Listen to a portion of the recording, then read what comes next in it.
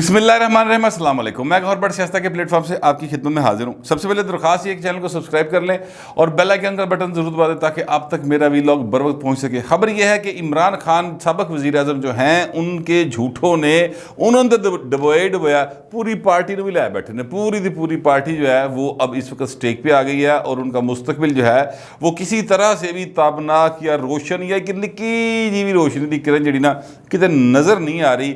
मामला ये है कि आज कासिम सूरी साहब जो इस वक्त डिप्टी स्पीकर बल्कि कायम मुकाम स्पीकर हैं जिनके खिलाफ के तरीके अदम एतमाद आ चुकी है, उन्होंने आज 123 अरकान जो कि पीटी से हैं उन्होंने इस्तीफे दिए थे। एक लिस्ट बना के भाई लिखता है सारे ने रिज़ाइन करता है और नीचे साइन कर दिए एक बंदे ने, वो जनाब उनको लिस्ट दे दी गई। आपको याद होगा कि इन्होंने जो था 9 नवंबर ही मेरे मुँह से निकलता है 9 अप्रैल का जो इजलास था उसके अंदर खड़े होकर कहा था जी हम इस्तीफे दे रहे हैं। अच्छा, वो इस्तीफे जो हैं वो आज उन्होंने मंजूर कर लिए, 123 अरकान है। और याद रखिए कि उसमें शेख रशीद जो है ना उन्होंने इस्तीफा नहीं जिन्हें सारे ने ऐसे लैंड पर लाया। शेख रशीद साहब ने कहा था इमरान खान को कि इधर इस्तीफे दे दो और तहरीक चला दो, जला दो, गिरा दो, टा दो, सारे अंदर इस पासे टोर के आप पतली गली जो परले पासे निकल गया। अभी तक उन्होंने इस्तीफा नहीं दिया जब तक कि मैं आपसे वीलॉग कर रहा हूँ। कहते मैं इमरान खान को इस्तीफा जमा कराता। अब अंदाज़ा लगाएं यार, दुआई खुदा दी सारे को कही जाना इस पासे जाते, आप क्यों नहीं उस पासे जाता। खैर एनीवे, वो 123 इस्तीफे आज उन्होंने कर लिए हैं मंजूर और फिर उन्होंने कहा कि जनाब इसको भेज दे जाए इलेक्शन कमीशन को, या सीटें हो गई वेलियाँ। डिप्टी स्पीकर साहब के खिलाफ तरीके अदम एतमाद आ चुकी है। ऐसी सूरत हाल में उनकी वो उस ओहदे पर कायम रह सकते हैं नहीं रह सकते, एक सवालिया निशान है। डिप्टी स्पीकर साहब जो हैं यानी कासिम सूरी साहब उन्होंने 16 तारीख को इजलास बुलाया था, लेकिन वो 16 तारीख का इजलास जो है वो ले गए हैं 22 के ऊपर। जबकि अरकान जो हैं अपना असम्बली सेक्रेटेरिएट उनकी तरफ से उन्हें बताया गया कि जनाब भाई ने गल सुनो, तुहाडे खिलाफ तरीके अदम एतमाद आ चुकी है, 7 दिन के अंदर अंदर आप इजलास बुला के उस पर वोटिंग करवाने के पाबंद हैं, एवं इधर उधर दौड़ ना लाओ। लेकिन उन्होंने इस बात को नहीं माना और इजलास लेके आगे। इसके ऊपर अपोजिशन जो है वो इस्लामाबाद हाई कोर्ट में है और कल उसकी समाअत है। अच्छा, फिर मैं आपसे ये भी अर्ज़ करूँ कि ये जो आइन का आर्टिकल 64 है ना, इसके तहत इस्तीफ़ा देना हर मेंबर का हक़ है, लेकिन इस्तीफ़ा देने के लिए ज़रूरी है कि वो हाथ से लिखा हो। ये हाथ से लिखे हुए इस्तीफ़े नहीं हैं। ये सारे के सारे मतलब जो मैंने इस्तीफ़े देखे हैं और जो इन्होंने ट्विटर के ऊपर चढ़ाए थे, मुराद सईद हो गया, अपना शायद फवाद चौधरी साहब हो गए, दूसरे लोग वो एक साइक्लो स्टाइल किस्म की एक प्रिंटेड एक पेपर है, उसके ऊपर लिखा हुआ है कि जनाब मैं इस्तीफ़ा दे रहे हैं और हाथ से फिर वो है फिल इन किया हुआ है कि हल्का नंबर ये है और मेरा नाम ये है, थले साइन कितने ने। ये काबिल कबूल नहीं, ये गैर आइनी तरीक़ेकार है। तो इस तरह पीटीआई जो है वो गैर आइनी इक़दाम करने से बाज नहीं आ रही। वो भाई काम करी जा रहे हैं, जो मर्जी होता रहे।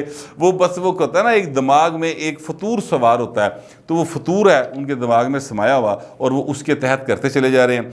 अच्छा, वो ये भी गैर आइनी इक़दाम था। असम्बली सेक्रेटेरिएट ने उनको ये भी बताया कि जनाब आइन का आर्टिकल 64 पढ़ लें, उसके तहत ये आप पर लाजम है। फिर रूल्स ऑफ बिजनेस जो हैं वो ये कहते हैं कि जनाब स्पीकर जो है वो बुलाएगा और सेटिस्फेक्शन लेगा कि इन्हें किसी दबाव के तहत दिता है, इन्हों किसी ने मजबूर किया है। अगर वो उसका लेवल ऑफ सेटिस्फेक्शन नहीं होता तो स्पीकर उसका उस वक्त तक इस्तीफा मंजूर नहीं करेगा। अब इसकी लिमिट कोई नहीं है, 1 दिन, 2 दिन, 10 दिन, 20 दिन, 6 महीने, ये कोई लिमिट नहीं है कि इस दौरान में स्पीकर को फैसला करना है।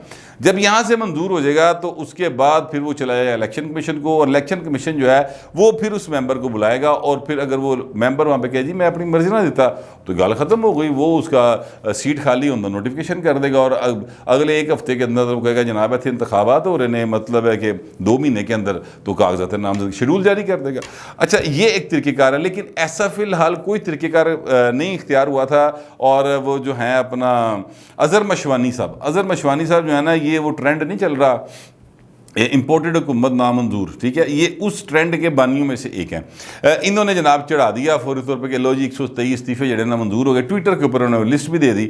अच्छा, अब वो जो असम्बली सेक्रेटेरिएट है वो कहते हैं जनाब असी मंजूरी का नोटिफिकेशन कोई नहीं करना। इसलिए नहीं करना कि जनाब हमने उनको बताया डिप्टी स्पीकर साहब को कि सर थानू एक बंदे को बुला के पहले आपने उनसे मुलाकात करनी है, अगर वो आपको सेटिस्फाई करे, हैंड रिटर्न इस्तीफा होना चाहिए, फिर वो सेटिस्फाई करे, फिर आप एक एक करके करेंगे, इकट्ठे اس طرح نہیں ہو سکتے جو آپ طریقہ کار اختیار کر رہے ہیں۔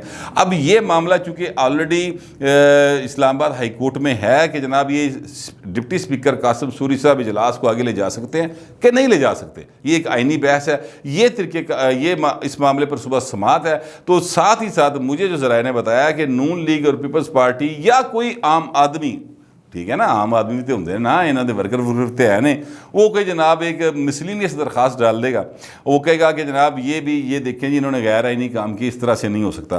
اچھا اب 123 لوگ اگر فرض کرتے ہیں کہ 123 لوگوں کے استعفے مان بھی لی جائیں کہ انہوں نے ٹھڈوں دلوں بالکل روح کی گہرائیوں سے انہوں نے عمران خان عشق فرماندے ہوئے استعفیٰ دے دیا ہے، تو ان کے ارکان کی تعداد تو 155، ایک صاحب جو ہیں وہ دنیا سے جا چکے ہیں، باقی 154 میں سے اگر 19 وہ نکال دیں جن کو یہ لوٹے کہتے ہیں، تو اس کے بعد جو باقی بچتے ہیں سر وہ ان کی تعداد آپ دیکھ لیں 135 بننی چاہیے، ٹھیک ہے۔ اب 135 میں سے بھی جناب 13 لوگ ہیں جنہوں نے استعفے نہیں دیے، جنہوں نے کہا عمران خان صاحب تسی غلط کر رہے، انہوں نے استعفے نہیں دیے۔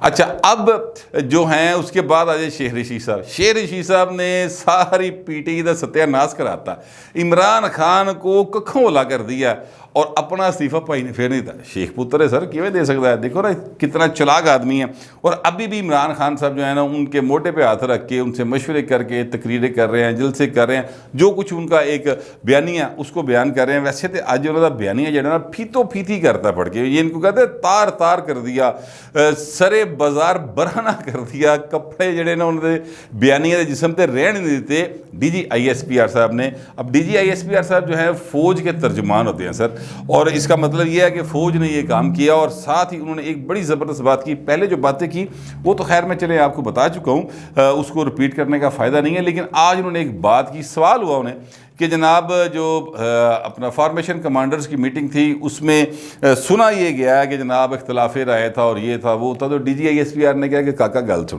یعنی میں یہ اپنے طریقے سے بتا رہا ہوں، یہ جو فوج ہے یہ بہت ڈسپلنڈ ادارہ ہے، اور اس میں ہمارا جو آرمی چیف ہوتا ہے وہ جس طرف دیکھ رہا ہوتا ہے نا، باقی 7 لاکھ فوج ادھر ہی ویکھ رہی ہوندی۔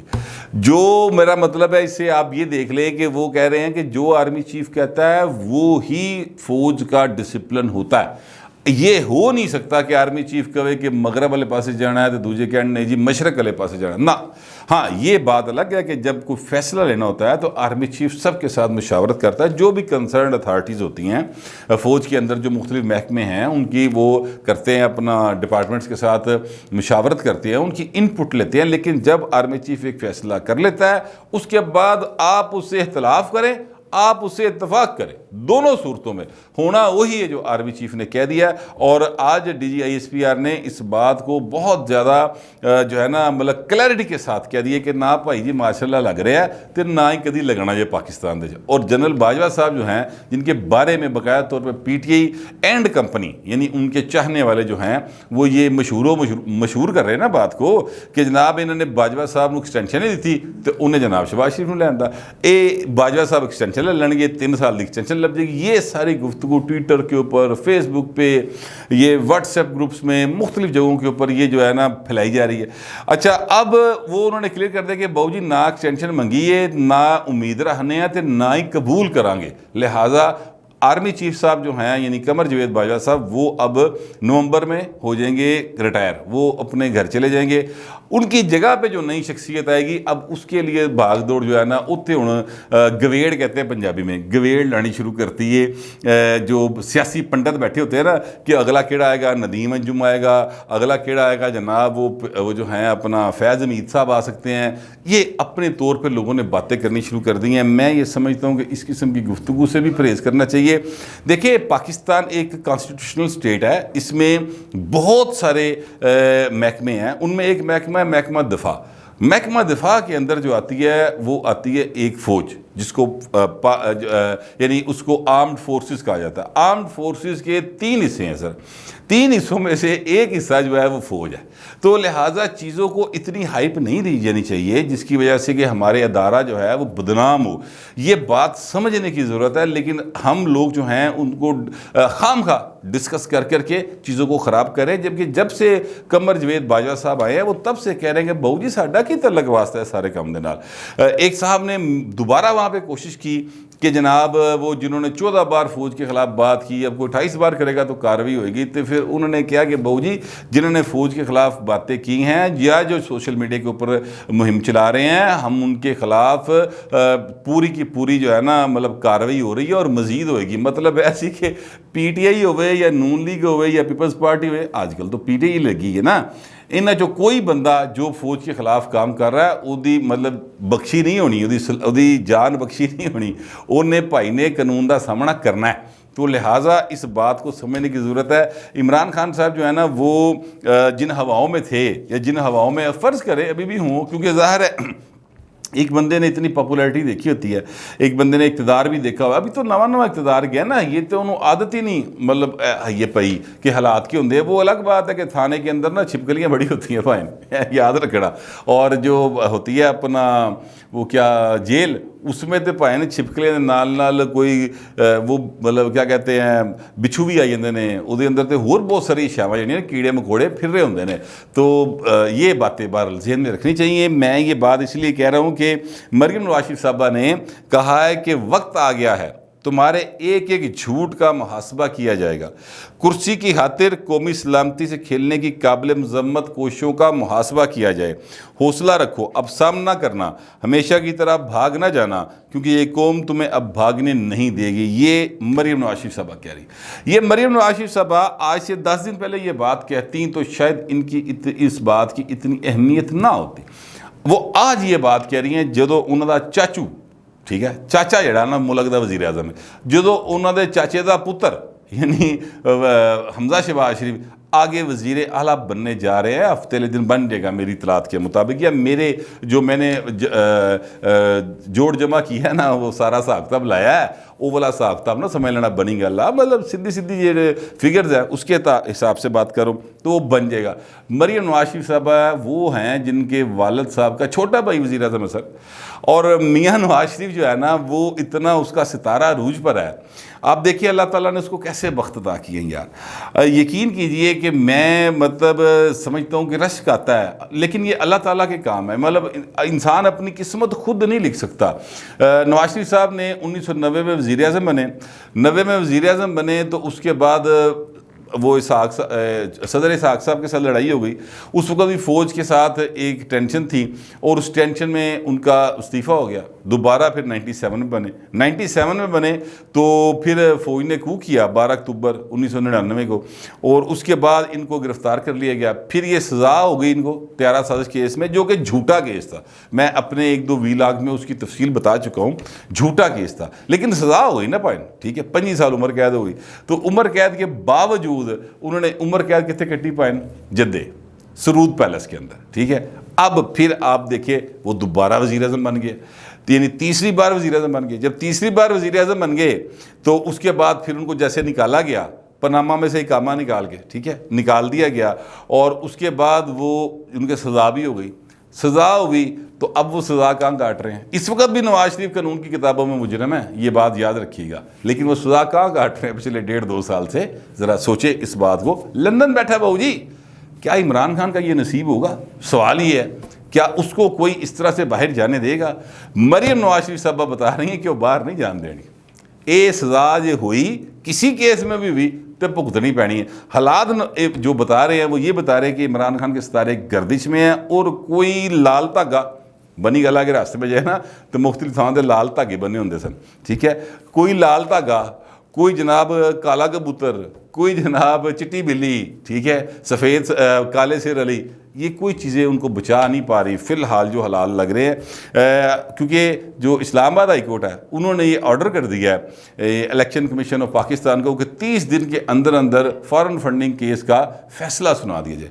اب فارن فنڈنگ کیس میں اینے بڑے ثبوت ہیں بہو جی، اینے بڑے ثبوت نے، اور اس کی کب سے انکوائری چل رہی ہے، وہ ثبوتاں دے ٹھیر لگے پے نے. میرا خیال ہے کہ وہ اکبر ایس بابر صاحب جو ہیں وہ جننے ثبوت نے، میری ایک دن ان سے بات ہوئی، میں کہا اکبر ایس بابر صاحب کی اپنا حضور اگے سلسلہ جا رہا ہے؟ وہ کہتا ہے یار میں تو تنگ آ گیا، میں تو لسٹ پڑھ کے اکاؤنٹ کٹ کے تنگ آ گیا. یہ بھی پتہ نہیں کنیاں فائلاں پئیاں نے، اور میں ساریاں جا کے انہوں نے رکھتی ہیں کہ بہو جی اے جننے میں دیتے یہی کافی نے، مزید پھولاں گے تو ہور نکل آن گے، لیکن جننے ہیں نے مطلب سینکڑوں ثبوت ہے وہ کہتے.